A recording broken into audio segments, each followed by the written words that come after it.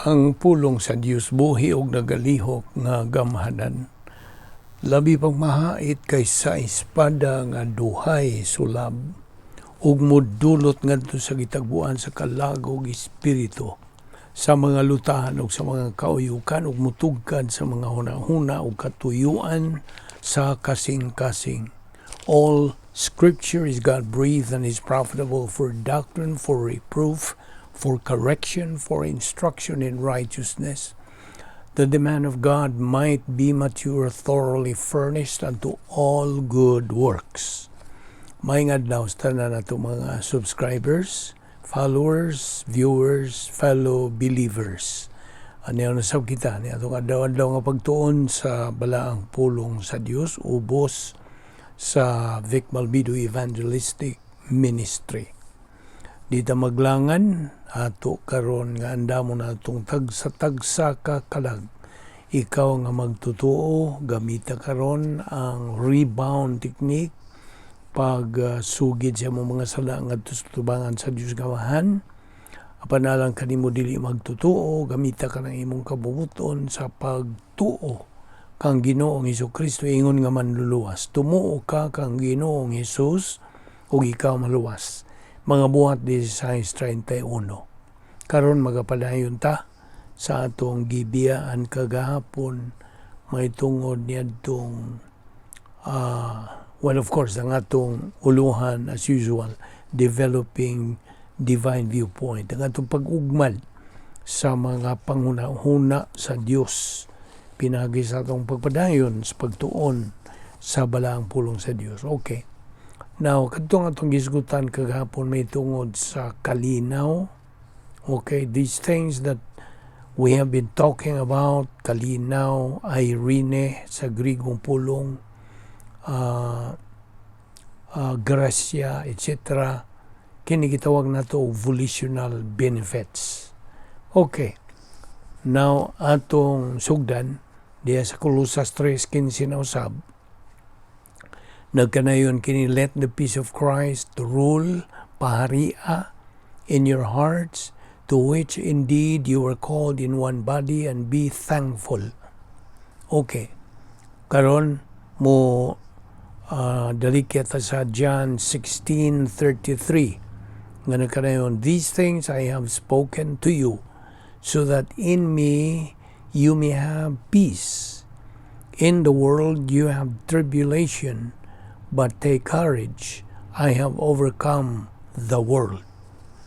Ephesians 4:4, there is one body and one spirit, just as also you were called in one hope of your calling. John 6:44, no one can come to me unless the Father who sent me draws him, and I will raise him up on the last day. Abi nimo, dili kita makadapit kang Kristo dinhi sa atong kasing-kasing, dili.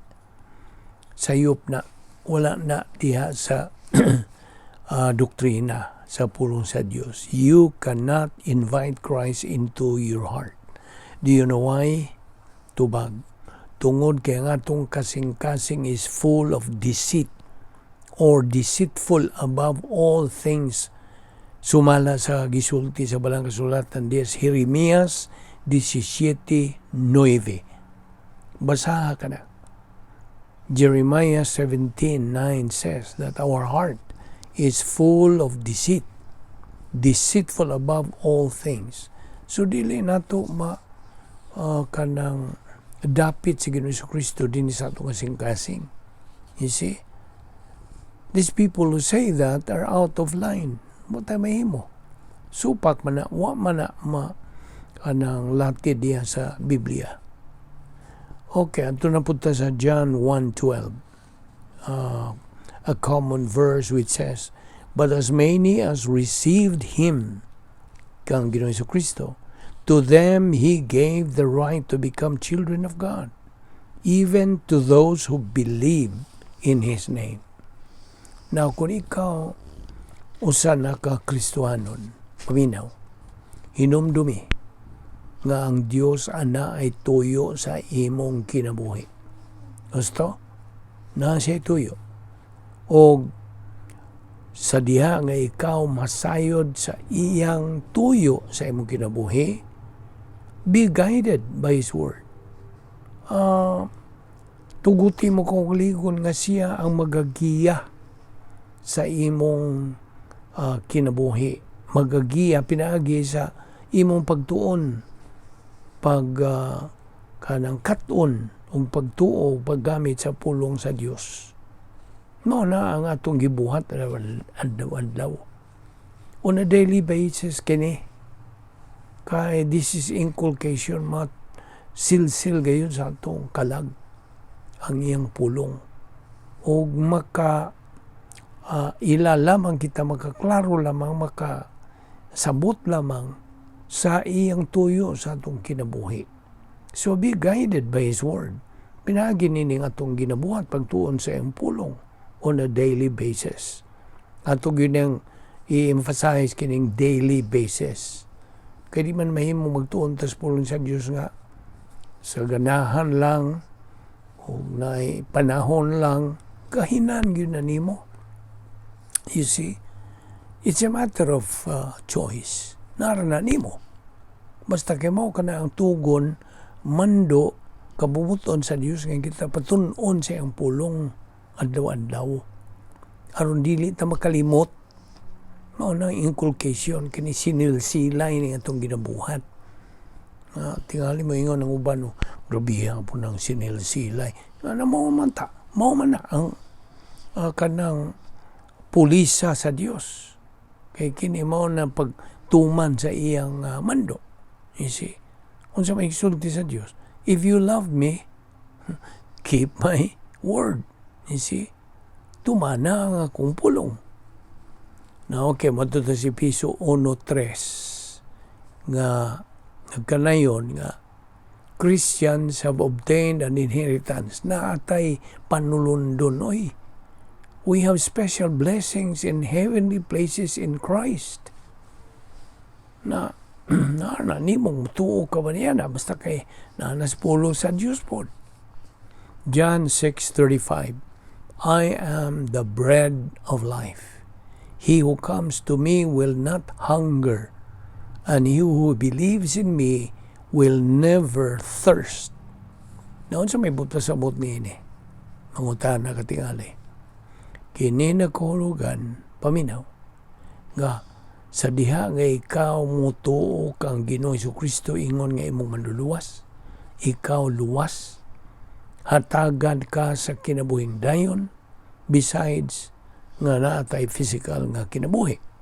So, duha na itong kinabuhi, physical o spiritual. Eternal life ang ihatag sa Diyos nganhi sa atong kanang tawhanong espiritu. Mao nang gihatagan tagi pabuhi ang tawhanong espiritu dinhi kanato sa diha nga kita naluwas aron mao kanay butangan sa eternal life nga gi-impute nganhi kanato mga magtotoo. Also, si Ginoong Jesucristo nagkanayon, man does not live by bread alone, but by every word that proceedeth from the mouth of God. Na, bread. Ang bread, physical food. Ang word, Bible doctrine. Kasabot ka? Sabtagi na.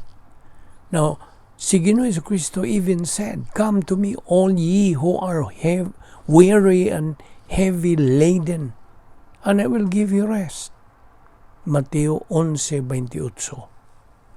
Now, of course, kining giingon ni Ginoong Jesucristo nga kanang I'll give you rest mo na ang faith rest. Doktrina kini, faith rest. Gihubandan ko na sa'yo, pagtuo nga nagadala o pahulay. You see, faith rest. Hyphenated ng faith rest. Okay. John 7:37, if anyone is thirsty, let him come to me and drink.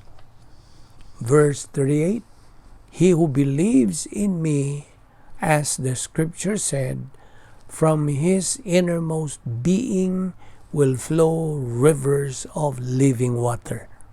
Verse 39, But this he spoke of the Spirit, whom those who believed in him were to receive.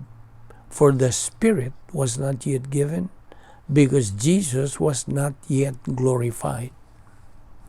Now, akong balikon tong Mateo 11:28. Come to me, all you who are weary and heavy laden, and I will give you rest. That's the faith rest drill or faith rest life. Now, of course, ang imong pagduol kang Ginoong Jesucristo, your coming to Christ is volitional. You see? Ambot pa sabot ang imong pagdawat niya, volitional. Naran si mong kabuton mo, dawat ka ba niya o dili? Now, so, di man ni katong giingon ako, di pa dugay, dili kita kanang dapit kang Kristo sa atong kasing-kasing. It is God who invites us. Nakadungog ka? Ang Diyos maoy mo dapit ka nato, not inviting Christ into our heart. Kaya imong dapiton sa Kristo diya sa imong kasing-kasing, binali na. Binali. Manigingon sa mga kawataan, binali. Hinumdumi ang Jeremias 17:9. Ayaw na nakalimti ka ng persikuluha. Our heart is deceitful above all things. Na, saan na nimo? Kaya bigod nimo. Ang Diyos nagkanayon. What He means, and He means what He says. Now, kinahanglan natong sabton kung unsa gisulti gyud sa Biblia. We need to understand what the Bible really means. We should remember one thing. Paminaw. We are not saved because we accepted, but we are saved because of our faith due to God's grace. Niya, ayaw ni kalimti. Kining pulong sa Diyos des Episo 2:8-9 nga nagkanayon, we have been saved by grace through faith. This is not of ourselves. It is a gift of God, not of works, lest anyone should boast. Na, dili, tama ka, pandimbaso o paningkamot, anong kita maluwas, dili. Grasya kining hinatag sa Diyos. Gasa gani kini sa Diyos. So, dili ni pinagi sa itong mga binuhatan. Aron why makapasigar mo. Now, diya sa mga buhat 4:12, ayaw po ni kalimti. Neither is there salvation on any other under heaven given among men whereby we must be saved. Acts 4:12 na. 1 Corinthians 12:13, For by one Spirit we were all baptized into one body, whether Jews or Greeks, whether slaves or free, and we were all made to drink of one Spirit. Now, balik na punta sa Colossus 3:15. Ayaw yung katingaan na magbalik-balik kita dinig. Tukbil kining maong bersikulo nga. Mahinungdanon sa atong kinabuhing Kristiyanon. Let the peace of Christ rule, paria, in your hearts, to which indeed you are called eklektos in one body, and be thankful. Kining called diha, the call of God is classified into two. The first call, a call to accept salvation. Okay? Pagdapit ka na, alang sa imong kaluwasan. The second call, to election. Pagpili na as a believer. O gikan diha, as an elected one, ang Diyos nagasangkap kanimo nga magtutuo sa matag espirituhanong mga kasangkapan, spiritual assets. God's riches in heavenly places. Every opportunity and privilege. Appeal na nini, o portfolio of invisible assets, escrow blessings, o daghan pa. Niya ay pangutana. Paminaw. Are you making use? Gapahimulos ka ba ni mga butang nga itong gisgutan? Or just ignoring them? Again, it is a matter of choice. Naragyod ni mo sa pagpili. Imo ba ning pahimuslan o dili? Now, kinigisgutag this one body illustrate kini that as a believer, doon na natay bahin, we have a part of it to play. Either as pastor teacher, as evangelist, or sa missionary, or unsa pa dahing imong gasa nga gihantag sa Dios kanimo. So, na sa Episo 4:11 ngadto sa 13 nga bahin og evangelist. Now, 2 Peter 3:18, ayan na po kalimti ha. But grow in grace and in the knowledge of our Lord and Savior Jesus Christ. Ephesians 5:1, therefore, be imitators of God as beloved children. 1 Corinthians 12:13, for by one Spirit we were all baptized into one body, whether Jews or Greeks. Now, naidakong pangutana nga magpabilin. Imo na bang gitubag ang pagdapit, pagtawag sa Diyos kanimo? Did you answer God's call, His invitation? Again, it is a matter of choice. Naharapod na sa imong pagtuman yan o dili. Kita nimo? All the while, nagatubang ta sa atong kabubuton lagi. We know nga sa diha nga kita mutubag sa pagtawag sa Dios by believing in Christ as Savior, kita nangahimo mga sakop sa harianong panimalay sa Dios. One body with equal privilege and equal opportunity. Sabot?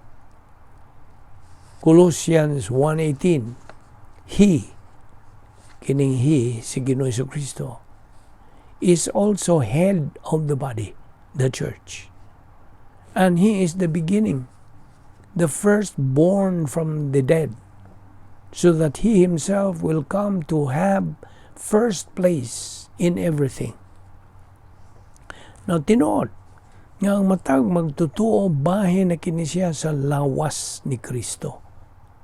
Yes, every believer is part of the body of Christ. Ug ang matag sakop niining maong lawas ni Kristo, aduna siya iyang kaugalingong funksyon diya sa maong lawas. And each member is important. Manungdanon pa kayo, matag usa kasakop. Not one is insignificant in every function. Every role of every member is very important and significant. Okay, ito ipadayon ni ugma sa atong paghisgot bahin ini o magampo ta salamat o Dios ni ining grasya nga magipahimuslan sa pagtuon sa imong balang bulong, inahot nga kini madugang nga panalangin sa among espirituhanong kinabuhi. Salamat nga mga daw-daw nga pagtuon sa imong pulong pinagi sa Balbido Evangelistic Ministry. Kining tanan among gipasalamatan sa ngalan ni Ginoong Jesucristo. Amen.